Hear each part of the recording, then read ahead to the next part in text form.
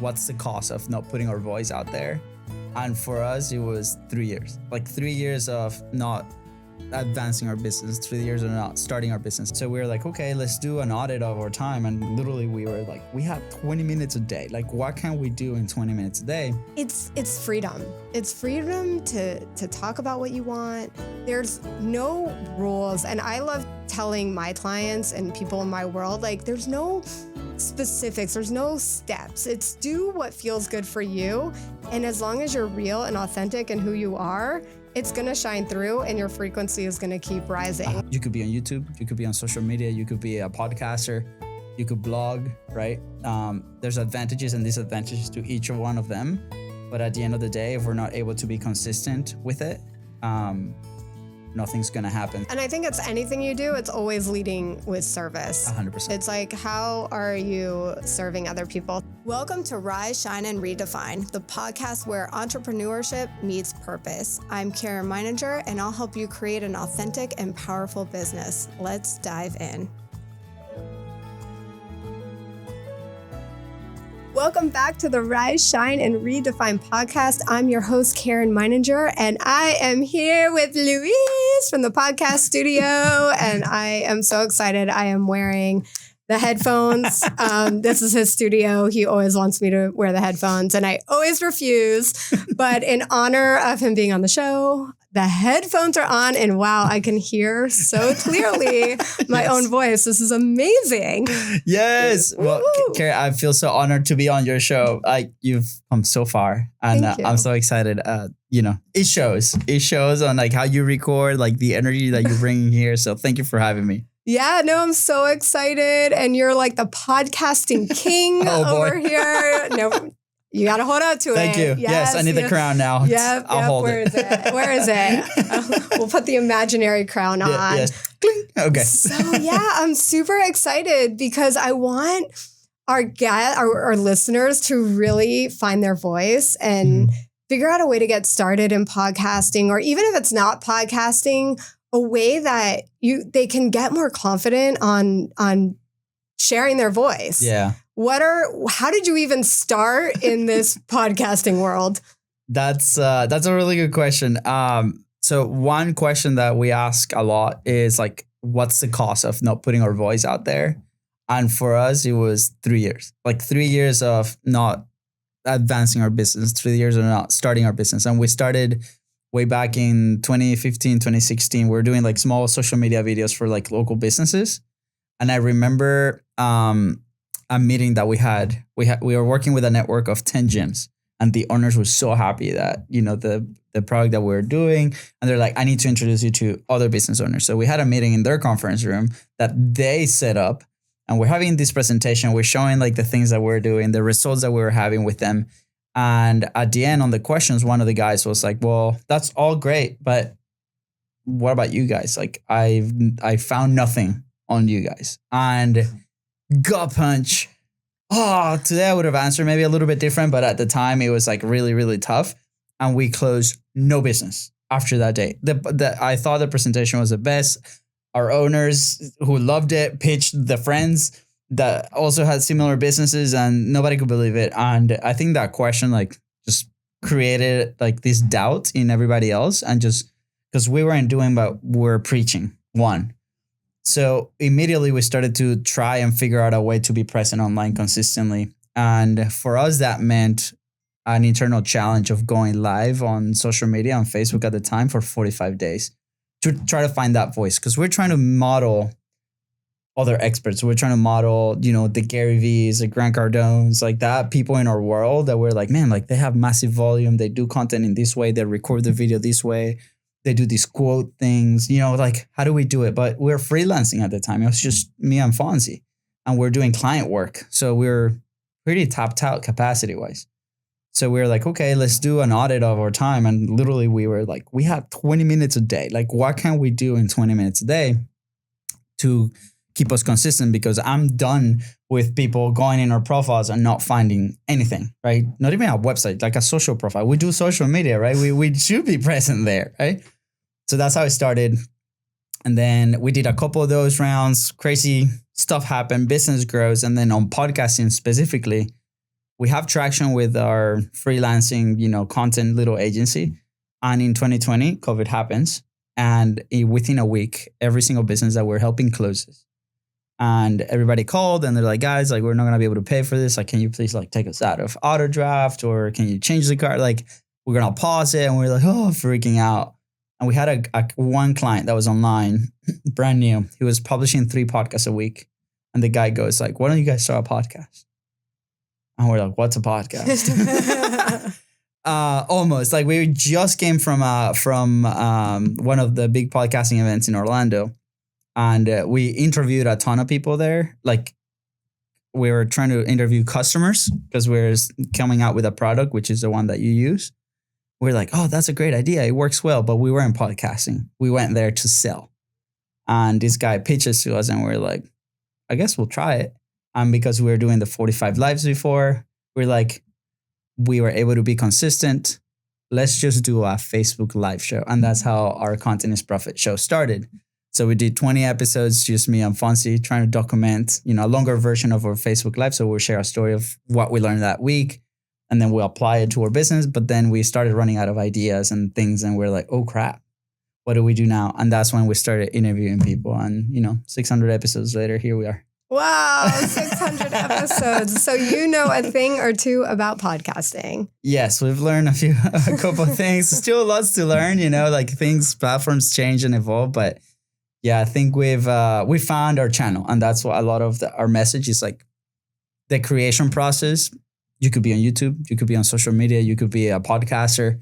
You could blog, right? There's advantages and disadvantages to each one of them. But at the end of the day, if we're not able to be consistent with it, nothing's going to happen. So find the vehicle that better suits you to start, and then you can build systems on the back end to support the other ones. Yeah. And I love that you did the 45-day live because you mentioned that to me before. And I'm like, every day, I'm like, all right, here we go. We're going to start this 45-day live. Sounds like we need to start a new challenge with people around. Yeah. And I haven't done that yet. But yeah. I love the podcasting because it's freedom. It's freedom to talk about what you want. There's no rules. And I love telling my clients and people in my world, like, there's no specifics, there's no steps. It's do what feels good for you. And as long as you're real and authentic in who you are, it's going to shine through and your frequency is going to keep rising. 100%. Like, I know for you, you're 600 episodes in, like you and your brother, like banter like no other. And it's just really beautiful to watch. And you can share your voice. You can interview whoever you want. And okay, let's talk about that. How do you get high-level people onto your podcast? That's a really good question too. So initially we were faced with that, and we call it the ladder of influence, right? You have C-level players, B-level players, A-level players, right? And obviously A-level players are like your dream guests, like really, really, really big people. So they're probably going to be harder to get at this point because, they might have a platform. They might not see the value of guesting in a small show. Some people are not. Like, we never assume. That's rule number one. So when the show initially starts, it's like, okay, how do we design not just a podcast, but like a show, right? Like, so that's our point of view. It's like, okay, our show is not just the audio podcast. It's also the video experience. It's also the guest experience. Like when they come to our studio or online studio, like, where does that look like? For example, you have a really good experience, because you have a in-person studio that you bring people on, and like that elevates your rankings in this. And you've had people from all over the country, like that come here to Jacksonville to be with you. That's incredible. That's like level A type stuff. So it's like, okay, how do we build this platform as an experience? And then the video comes out, the clips come out, there's a marketing strategy behind it. So it's a whole picture.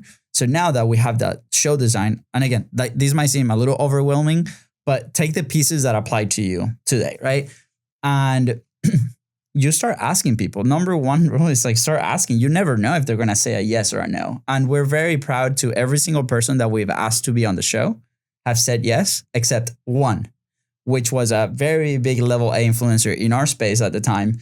And we end up getting that person through a person that came to our show. So how do we start doing that? Okay, well, what's the premise of the show? What's unique about your show?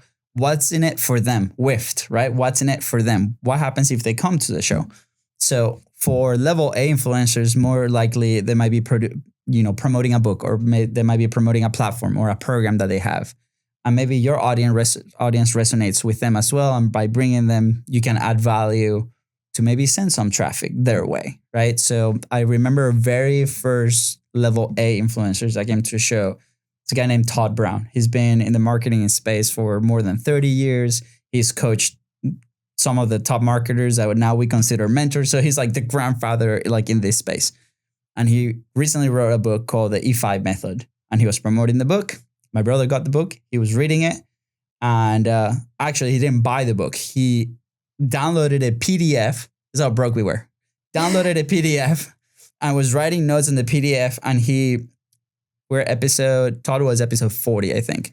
So he goes on Instagram story and he's tagging Todd as like, oh man, like this book is amazing. I've been learning this. And he sees the PDF and he tags Todd, and Todd's like, oh man, that's awesome. What's your address? I'll send you a book. Right? Because he's like, and we're like, oh my God, this is awesome. And then we're both in the office. We had an office like 2 buildings down. And we're like, man, like invite him to the show. Like maybe he says yes. And my brother's like, okay, I guess so. So we recorded a video, like be unique, be you. Maybe it's not a formal email, but maybe, find them in the platform that, maybe they're least, popular on, because maybe they see it. In that case, we're like, maybe this is a virtual assistant that's sending us this. We don't know, but I guess we'll send a video. So my brother goes, he grabs the phone and he's like, hey, Todd, dude, your book is amazing. Thank you so much for sending us. I'll send the address right below. But we have a question. And he pans out and it's like me sitting in like the little table corner that we have. So if you go to episode 40, you'll see the little table I'm talking about. We had like some superhero like things in the back, total random stuff. And we're like, Todd, what's up? Can you want to come to our show? And immediately the guy was like, yeah, let's do it. Send me the calendar link. And we're like, what? Yes. So that was like our first like level A. And what happens is obviously we prepared for that interview really well, and obviously providing a really good experience for him helped. And then at the end of the interview, we have it recorded. It's like one of those like things that you could hang, but it's not like a picture, but it's like something that he said. And it's like, you guys are going to be big, and like, just let me know if you guys need anything. So the experience helped because we had good questions. We were prepared. Like we provided a great platform for him to do it. And then we would leverage his name like crazy because he was like very well known in the industry. So we would reach out, be like, hey, Karen, nice to meet you. Like I just saw your post on social media about X topic. It was like really good because it helped me do X, Y, Z, like be very specific on like what it is. And then by the way, like we just had Todd Brown. I don't know if you know who he is, but Todd Brown, I will put the link to his profile in the show. Maybe 2 weeks ago, I would love to have you in there. So what happens is like the person reading that be like, oh, Todd, authority. If he's well known in that, came to that show, they must be good. Let me potentially say yes. So we started using that strategy, what we call also the breadcrumb strategy. It's like, okay, Todd, who interviewed Todd, or who's related to Todd? And then we will start connecting the dots in our industry. And that's how we started bringing people. And then once you have 1 or 2, we will ask, hey, Todd, thank you for this experience. Like, do you know anybody that could be a good fit for the show? We're looking for X, Y, Z. And then they'll tell us a couple of names that are also maybe level A or maybe level B, like, but they're going to say somebody that they feel really comfortable, saying, because they also want to look good. Right. Sure. So they're like, sure, Todd, can we throw you? We always say this phrase. Can we throw you under the bus? Like, and tell them that you sent us, and people laugh and they're like, yeah, absolutely. So we would do a version of that. And that's how we started bringing people that are related in the industry, and initially level A. Right. So that's fun. I don't know. Like we never read it somewhere. It came natural. It was like, man, like we want that person. Why don't we just go ask that person, right? There's such a power in the ask too. Yeah. Because the same thing for me, I started asking higher level entrepreneurs, especially female entrepreneurs. And I was just like, just ask. Yeah. The worst thing they say is no. Yeah. And it's like, okay, you can always ask them again later if they say no. I will say, just like you, I've never had anyone say no. But it's not because I'm afraid of the no. It's fun. I'm detached from the outcome. If they say no, they say no. It means, okay, where do I need to work on my own skill set in a way that is going to make it make sense for them to be in the experience. I love your studio. When I get to bring people here, it's amazing. It's an experience. I mean, we were with Makosi drinking champagne. You're like, don't ruin my equipment, please. You're a VIP client, so it's fine. VIP. As Makosi's like with her hand, like champagne glass right here. I'm like, oh my God, oh my God, oh my God. No, it's just the power of an ask. And I actually learned this in a mastermind where it's like, how many no's can you get? Like go to your neighbor's house and ask him for something. Yes. Right? Like see if they say yes or no. At Starbucks, hey, would you consider giving me a free coffee? Yes. Right? And you build that muscle of like the no muscle. It's like you gamify it. Like how many no's can we get? Yeah. And then you're like, yes, I got 25 no's today. And you get to celebrate it. And then it doesn't mean anything about you. And I know a lot of times it's really scary to go out there and ask because what if they say no? Yeah. Did you die? Yeah.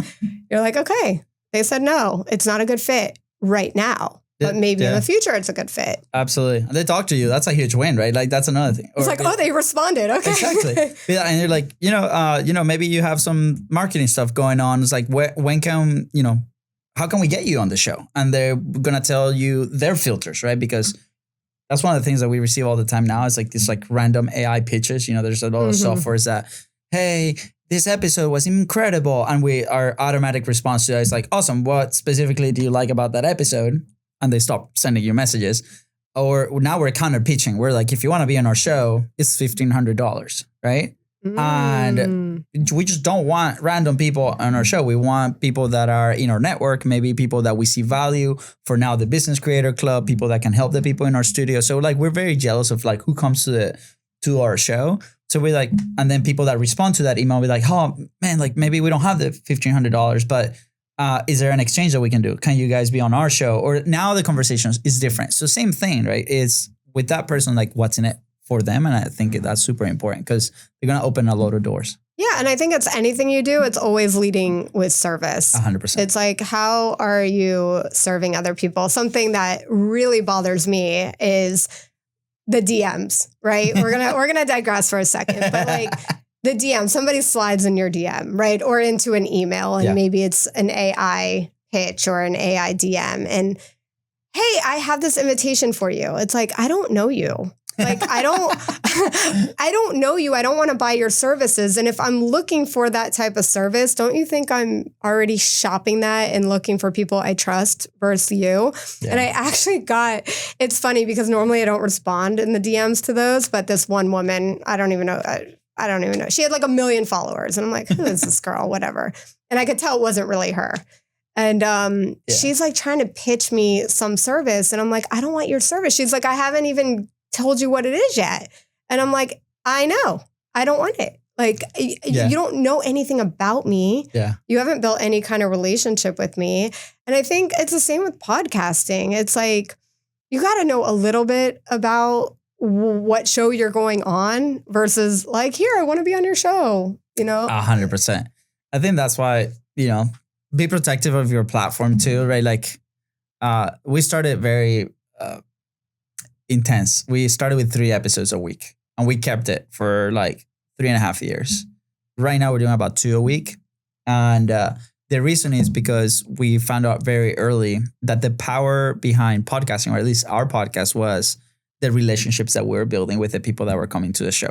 So imagine like this Venn diagram where like on one side you have like your message, their message, your audience, right?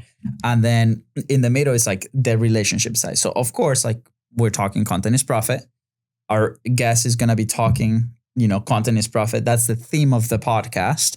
And then at the bottom, it's like, what are the questions that our audience is asking? And that could be from your own social media, the community, the conversations that you have here and there with your customers, right? So the topic is going to be relevant for the audience, but we forget often that our person that's across the mic is also the number one member of the audience in that specific case because they're listening to you. They're having this conversation one-on-one. So we often encourage people, don't have an interview, have a conversation about that topic because you're going to be at the same level of that. And going back to Todd's interview, I remember Fonzie asking the question, like, Mr. Todd. And it was hilarious because like just by like that we're one intimidated by him because he was like our first level A person, and we're like respectful of him. And at the end of the interview, he's like, he gave us that. He's like, guys, like you're good at what you do. Like you've done this 40 times, right? And you guys have to be at the same conversational level because you guys are also influencing people, right? We're not the reporters. We're having a conversation about this topic. And then what happens is like that person perceives you as also an authority. And now you can have a one-on-one conversation. And then because they're your number one audience member, because they're listening to you as you interact, right? Now the door opens for different asks. Hey, can we partner? Hey, can we do a joint venture? Hey, can we collaborate together, right? Whatever that looks like. Yes. And it's also watching for positive projections, right? Like with Todd, right? It's like, oh my God, holy shit. Like this guy is going to be on our show. What is happening? Yeah.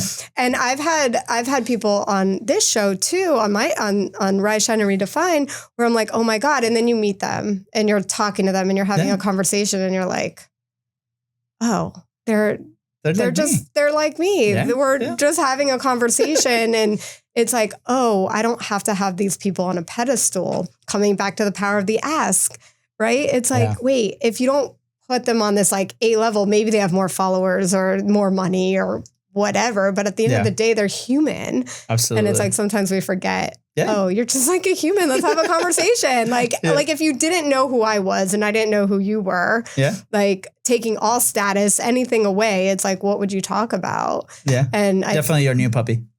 Oh, yes. I have a new puppy, you guys. I have a new puppy. We named him Bowser. And my husband and I did not agree on that name, but that's okay. He won that conversation.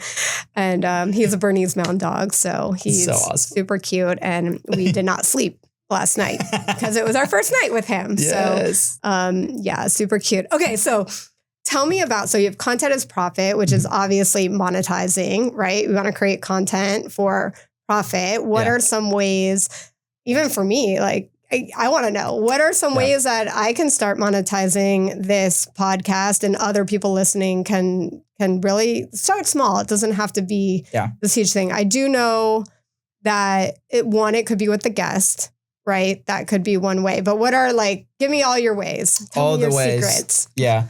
I think the shady one is the one that you mentioned, which a lot of people are like, oh, this is so shady.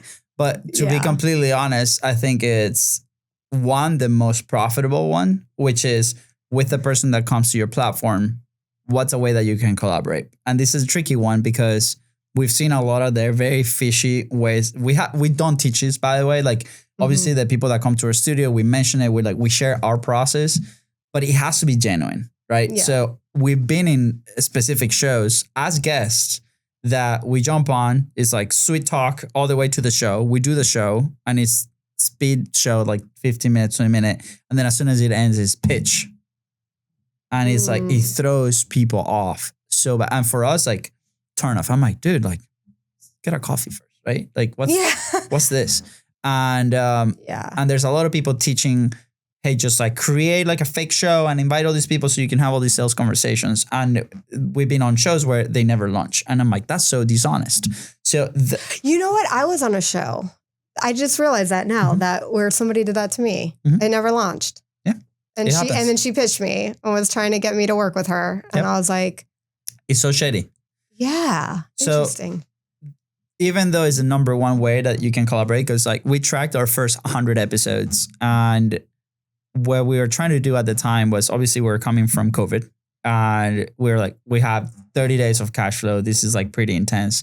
We have to figure something out. And after our first interview, the guy asked us, he's like, hey, I love this. What are you guys doing right now?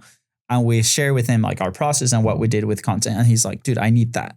And to this day, he's a customer, which is incredible. Thank you, bud. We love you. And he kind of got us of that funk. But that conversation, we're like, wow, this is a really good opportunity to establish a relationship that can be business.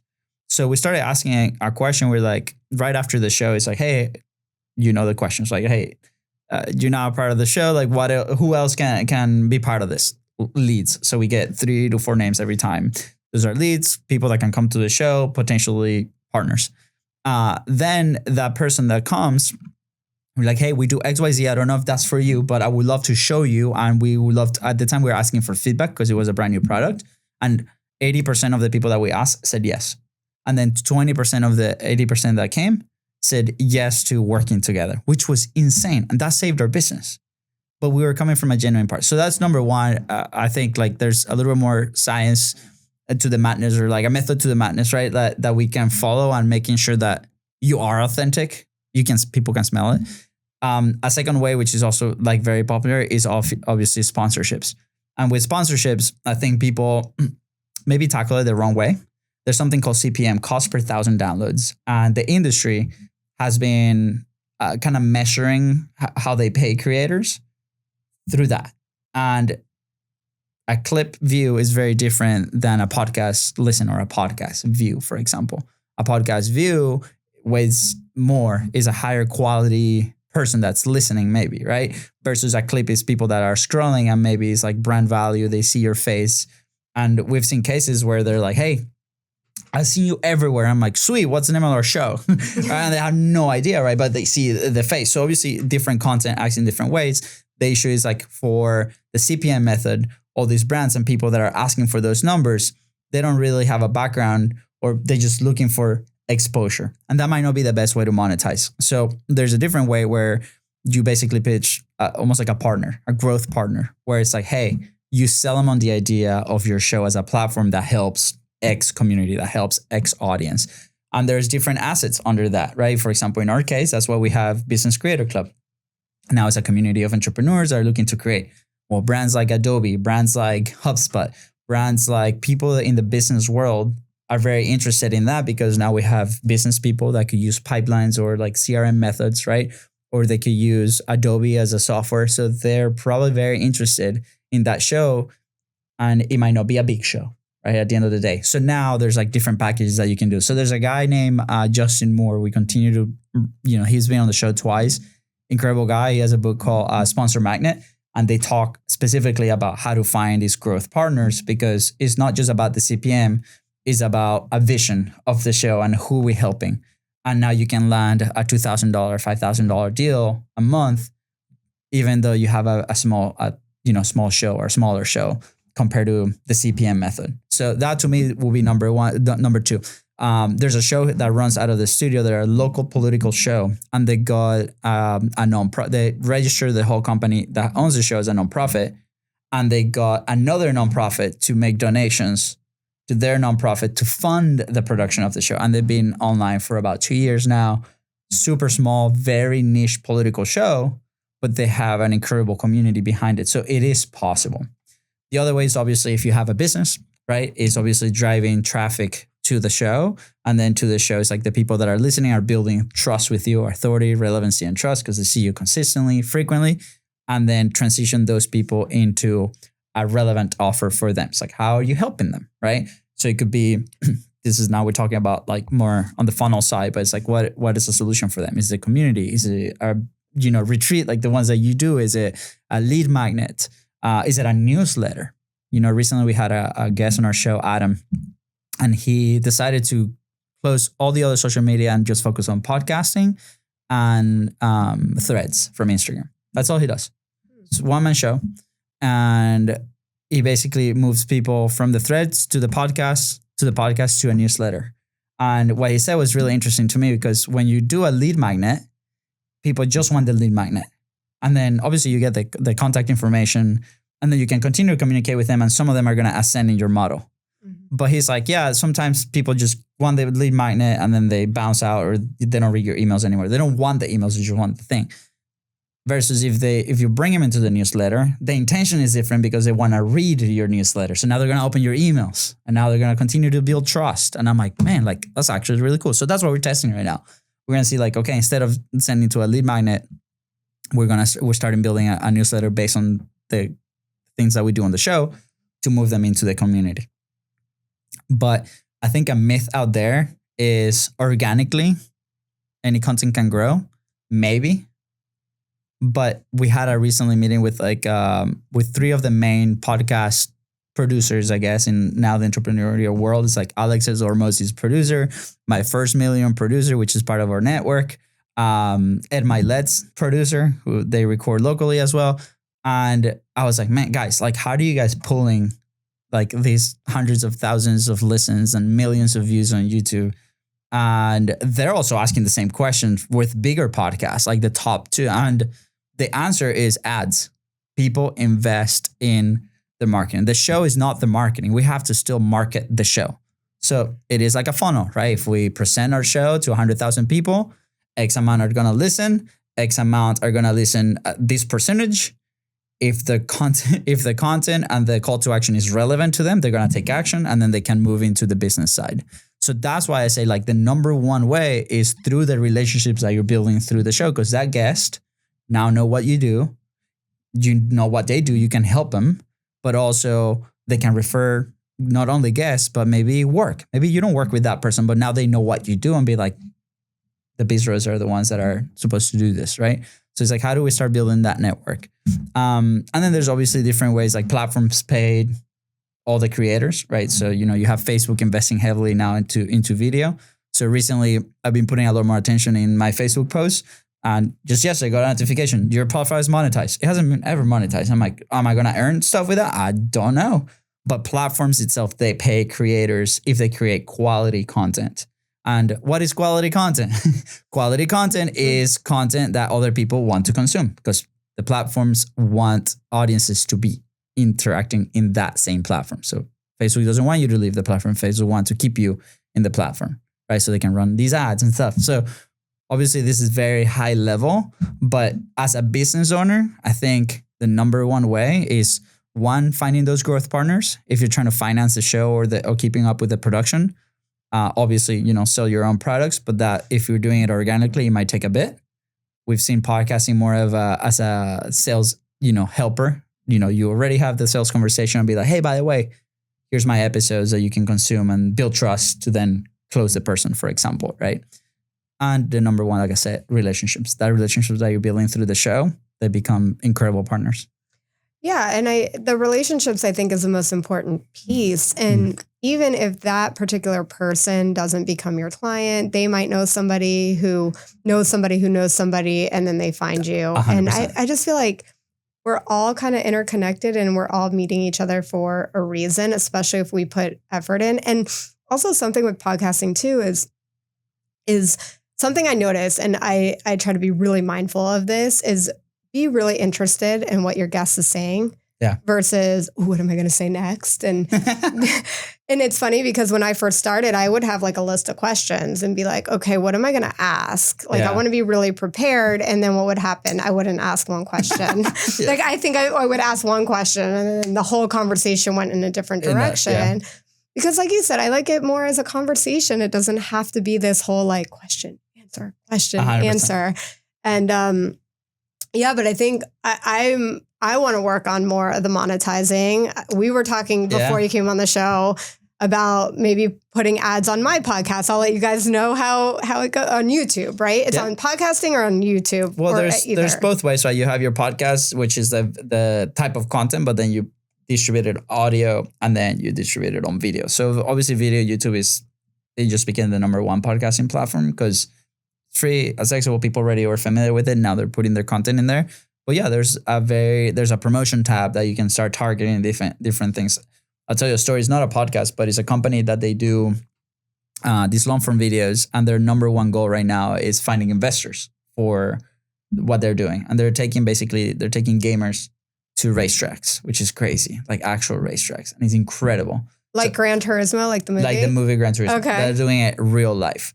And, you know, they have this content, but then these brands that are trying to invest, or the investors, they want exposure, right? This is number one thing. Like what's in it for them? Like, what do they need, right? And the brands, they all have different objectives. Maybe one prefers like a smaller, higher quality, high intent, you know, niche audience, versus other ones that just want to spread the brand around a bunch of channels, for example, right? They're different priorities. So, you know, we could tackle any of them. But in this specific case, they had really good content, and the people that were consuming it at the time were consuming a ton of it. So they were like spending a lot of time with the brand because they were the gamers, the people that wanted to be there. So, but it was not a lot of volume compared to what these other brands that they're interested in bringing into the company are. So what they started doing is like they just created almost like a little like private channel for like those very hardcore like fans. So the content's still there, but now they have this like community aspect, and they started investing ads to show the content to like new audiences. So the content is an experiment. So it's like, okay, I post this, my hypothesis is X. Well, what happens is X plus 1 or X plus 1, right? Or -1. What happens? And then from that feedback, we can start testing new things like the ads, for example, on YouTube. And in their case, they started investing as little as $100, and they were like multiplying the number of views. Average duration of like the watch stayed the same. So they're like, this is a win. So they ended up they ended up replacing two people in the production team that were in charge of like the organic growth that were not being successful. And then they put that money into the ads. And then they started, I think they're about 500,000 subscribers at the time. And now that is what's opening the conversation with the big sponsors, because the big sponsors see that and they're like, we want to be a part of this. And it's like, it's so interesting, right? It's like, okay, what is the lever that's going to help me achieve our goal? But we have to be like very clear, like, what is our goal? Yeah. And it could be tricky too, because it's like, is it visibility? I mean, obviously it's visibility, but it's also being quality, and there's strategy to it as well. I remember our first mastermind. We just invested, this was crazy. We invested $20,000 that we didn't have. And we just quit our job. We're like, oh, what are we going to do? And that first night, after freaking out, we're having dinner, and we're having dinner with this agency owner from Canada. Amazing guy. And he's like, we're having this conversation because we're selling content, right? And they're like, man, the problem that we're having with the people that are trying to buy is that they want like these massive views and these things. And it's like, and he was coming from that space, and he's like, this is something very simple that I tell them. I was like, do you want to feed your ego, or do you want to feed your wallet? As simple as that. And like, you will qualify them based on that. And he was very direct with the ways that he communicates. But I think at the end of the day, that's true, right? It also depends on like what type of business do you have versus like what kind of product do you offer? Because there might be constraints. Like, let's say one of your videos or your podcast goes mega viral and it resonates, and then you now get 100 applications. That might be a constraint. Like, do we have the capacity to process 100 applications? Let's say out of those 100 applications, 20 are a fit. Are we able to fulfill with those 20 people, right? So that's something else that we have to consider. Like, let's say a product on TikTok goes viral. We've seen many, many examples where they sell out and then they're stuck trying to fulfill this. And then that's worse than if they grew slowly. So that's the other constraint on the monetization lever that we talk about all the time. Is like, okay, what does qualification looks like? What does fulfillment look like, right? Like, if you're a coach, do you have capacity to take 3 or 4 more clients a week, right? And still deliver a ton of value to these people, right? Well, I think that's when scaling comes. It's like, okay, exactly. we bring in team and it's, but yeah. And I think, everyone's like, how do I go viral? How do I go viral? And I mean, I ask myself that question too. I'm not going to pretend I don't, but it's true. It's like, do I have the capacity, or do you have the capacity to hold if you did go viral? Do you have the team in place? Do you have fulfillment in place? Can you take on the hours, the time, that there's management there? And sometimes I think, here's a little woo, but the universe won't let you become at that capacity until your nervous system can actually handle at that capacity. Because if you're overwhelmed now, just trying to get visible, imagine you actually become visible. And then it's like, oh my gosh, how can I fulfill? How can I serve? How can I still serve? Be in integrity, whatever your values are, right? For me, integrity is huge, one of my number one values. And it's like still be in integrity. I bought this, what is it called? Opus bed. Okay. I'm going to throw them under the bus for a second.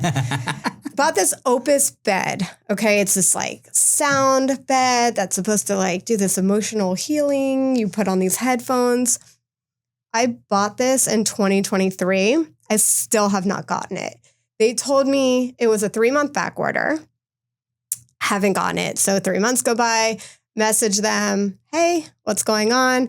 Oh, we're back ordered, whatever. They tell me another 3 months. We're going on almost 2 years now. Just message them. Oh, now it's a tariff because of the tariffs. It's like constantly this excuse. And I'm like, you're selling like a $3,000 item and just be transparent.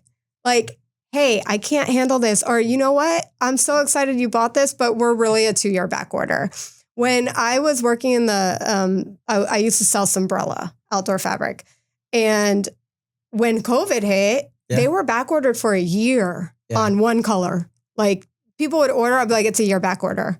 Yeah. And instead of being like, oh, it's 2 months. And then in 2 months you have pissed off customers. It's just like coming back to being, what can you handle? And can you still be in integrity and fulfill? Because like you said, it's worse to have where you can't fulfill the service that you're providing or the product than, not having, instead of building slowly. Yeah.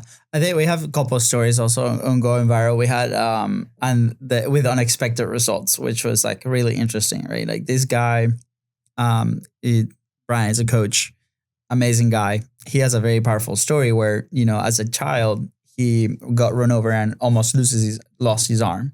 And they reattached the arm, but right now it doesn't look normal, right? And he's a speaker. He goes on stages, incredible coach and friend. And he has a podcast, very frequent, same thing. And we were like, how can we spin the content where we can share the story, but now show it visually because it's so powerful, right? Like at the end, that's the other thing is like, are our stories worthy of that attention? That's the other thing. Like, are we good enough delivering these stories so other people pay attention at the end of the day, right? Because that attention and that time that they're investing in watching you or consuming you is very valuable. So that's the other thing. Like we don't consider that, right? We just think, hey, because we say ABC, people should listen to me. No, we have to earn that too. So anyways, we were trying to craft this message and Fonzie had a great idea. He's like, hey, how far are you from the place where this happens? And he's like, it's not far, maybe 20 minutes. So they drove there, took the mom, and the video is really them sharing the story at the location. And you could see the mom gets emotional, right? We gave instructions of like the videographer to like film the mom and do this and get their reactions. And there was a mix of things, right? Story, powerful, very unique as well. Emotional, because like the mom was there starting to cry. The guy was telling it was crazy. Like you could put the picture of like you're in the parking lot. This is where it happens. Like that's where I was laying, right? Like you can see all these elements. Well, that video took off to I think close to 9 million views. And what it did was it elevated everything else around that video. Like people were like, okay, who's this guy? It's just like if you put a ton of marketing dollars behind it, right? What happens is that people find you and they're like, wow, this is really impactful. It creates curiosity. And then you're like, let me go see what else do they do? Like, is this an account that does like shocking stories or is this like a story of the guy? So they start like consuming, and what happens, all the videos around started to also go to 100,000, 200,000 and everything grew. But here's the interesting part. It didn't attract the right audience because almost nobody converted into what they wanted, which was more coaching clients. Mm-hmm. It got the authority, like mirage, I guess, or like, fake perception of like, hey, we're going viral. But at the same time, it's like, did that translate into business? So it happened, but then for them, that was not a priority anymore. They were like, we did it. It didn't really like, maybe we can try it again. But the effort of going out there, filming this, or like, it wasn't really worth it for them because they had a very solid process behind the podcast and behind the guests and behind like what they did and the personal outreach. And they're like, we're not going to chase that anymore. We're just really going to focus on what we enjoy doing, what we know is work. We had another example, Amanda, very business oriented type of content. They wrote a book called The Ultimate Sales Machine. And it's been around for, 30 years. Dad wrote it. She wrote the second edition. We helped her launch it. And we did like very little, like 5-minute podcast episodes throughout like 90 days. And topics that are like really, like the book we've seen in person at events where people come up to her and cry because the book changed their lives, changed their business, like that impactful. And the content is not a bad content. Like it's coming from the book that has changed people, right? And she's like, man, I don't understand. Like I go online and like all these like entertainment accounts or like fluff accounts, like all these millions and millions and millions of views. And now that we're doing something here that is helping people, that is changing lives for real, is not getting, the traction that maybe we picture it would get. And I was like, we were always related to the business side, right? And she decided to do a personal experiment. So she had this really good friend that puts up parties and like gatherings in Austin, Texas, and has a huge following. And basically he did a guest post, be like, hey, here's my friend Amanda. She's single, very successful. Oh boy. And she's really good looking, right? And very successful and all this. The post went crazy. It was on X or Twitter and started to get like a ton of views. And I think the amount that she got something like 6,000 DMs. Wow. Attention. People, zero on the business side. Mm-hmm. And she's like, I couldn't take it. She's like, I had to ask my friend to like put the post down. So are we actually ready for something like that? Right? So I think content is one of those that are like a mirror, and it helps us, show who we really are and work on ourselves to get better every single day. And at the end of the day, it's like, what are the things that we're testing? Are we creating out of intention? Are we creating just because we're chasing something external? Because if you are, you might not last long in this game. And this is why in our specific case, we love podcasting, because it's a real conversation. It's what we feel comfortable doing. We enjoy doing it like every single day. Like this, happy place. Yeah. Right? Yeah. And then you can build system on the back end to leverage that. Be like, okay, well, in our case, we do clips and we do blog posts and we write different things and we test other things. But to me, it causes a lot of friction to, like Brian, for example, is like, okay, well, we know this works. Are we willing to do this every week? Find a story, go somewhere, travel, bring the videographer, like the resources behind these things, right? Are we willing to do that? If the answer is yes, awesome, go test them out. But it's like, how can we build a system that supports us and we grow with them? So because if we grow, we're going to grow capacity, we're going to grow resources, and then we can support other parts of that creation. Amazing. Yeah, I love it. You want to be on the chill rocket ship. Like, you want to be able to fly to the moon, but be in the ease. Well, thank you so much for coming on the show. Just before we go, a couple things. Yeah. Where can people find you? How do they work with you? How do they get into your business program? Sorry, I forgot the name of it. Oh my God. You're good. Business is Content? Business Creator Club.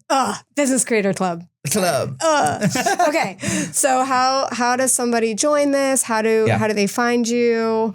Where do you hang out? Yeah, well, hang out at my house. Come anytime. No, kidding. I do hang out a lot in my house. But no, online, if you're listening to podcasts and you like to listen to podcasts, content is profit everywhere. Like I said, more than 600 episodes. Pick and choose. We recently launched a community called Business Creator Club. So where you can go to businesscreator.club. And you can be a founding member right now, $37 a month. I'll say the price because if it's not for you, that's okay. And but we're meeting every Thursday, open office hours. People have been coming in with different problems on content, and we kind of point them in the right direction. And we've been building podcasting resources in there as well. And then that's really the best place right now to connect with us. And then from there, there's different options. Like if you're in Jacksonville, Florida, you can come to Studio Podcast Suites and record here. This is our headquarters-ish. Yes. And one last thing. Yeah. What is something somebody can do in the next 24 hours to just move the needle in podcasting or finding their voice? Go live. Go live. Here's a simple framework. Think about a story of something that happened today or yesterday or something that you learned. Hit that red button on Facebook Live without writing a description. Don't write anything. Be like, going live. Hit it. Tell the story and then relate it to your business. And then do a little call to action at the end. It's like, hey, if this resonated with you, send me a DM or connect with me right in the comments. Amazing. This is going to change. It's a lot of friction for a lot of people, but it's going to change. I'm going to do it. I'm going to do it. Let's go. Start it. LFG, baby. Yes. Amazing. Thank you so much. It was a blast. I had so much fun with you on the show. Well, thank you, Karen. You had good questions. Oh, thank you. Awesome. And we'll see you soon. Absolutely. So excited. And come to Jacksonville. Come hang out in a studio. Yes. It's amazing here. Awesome. Thank you, Karen. Thank you for having me. You got it. Thank you so much for tuning in to Rise, Shine, and Redefine. If this episode resonated with you, please hit subscribe and leave a review. It means the world to me. If you want more daily inspiration or any behind the scenes, follow me on Instagram at Karen Meininger for daily inspiration and behind the scenes. Until then, keep rising, keep shining, and keep redefining your journey.